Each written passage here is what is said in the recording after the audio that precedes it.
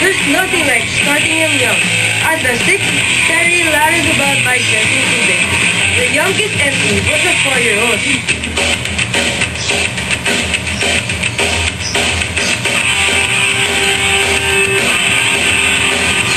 Yup, you heard it right. MM Malabanan is just 4. Pero kaya na niya ang ups and downs ng isang official race course. Preschooler pa lang si MM.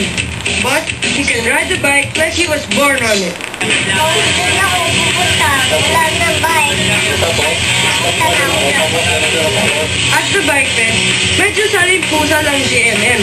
Dahil 5 years old talaga dapat ang minimum age. But there's nothing like the atmosphere of a real competition. Patok na patok si MM sa mga nanonood, which included World 4-Cross Champion Brian Lopes. Brian Lopes, the 4-Cross World Champion. Just missed our first race. A 4-year-old kid winning the first moto.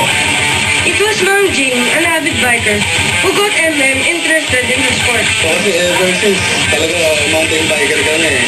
So every preparation ko sa bahay, lagi niya nakikita. Pati maintenance, tinuturo ko sa mag-linis-linis. Pag-ugasan ko sa pinagtutuyo mo. Isang araw, tinanggal ni Mang Jing ang training wheels ng bike ni MM. Oo, tinataas ko. Tapos na-observe ko, balance na eh. Pero ayaw niya patanggal kasi natatakot. Yung pagising niya, tinanggal ko na.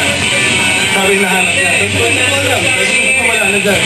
Sabi ko siguro marunong ka na eh. Tinula ko. Sarap namin may handset. Eh kasi sa mountain bike, pwede ko na ba niya. Siya rin daw. Binapanggaan na rin. Now, Mang Jing brings MM to big biking events like this one. Sa starting line, syempre, todo sa pag-coach si Daddy. Ano naman kaya ang pakiramdam ng mommy ni MM during the race? Minsan nga natatakot din ako eh kasi minsan nagka-wound na siya dito eh. So, yun. Pag mga ganong time, mga nasusugatan, natatakot din ako.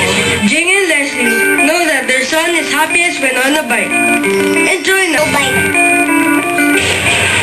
Sa boxing, mas mataas ang score mo pag puro headshot. Less super rifle ang ginagamit pag headshot. Dapat, kasing bilis mo sa Pacquiao o ni FBA. Ganito lang yun, no?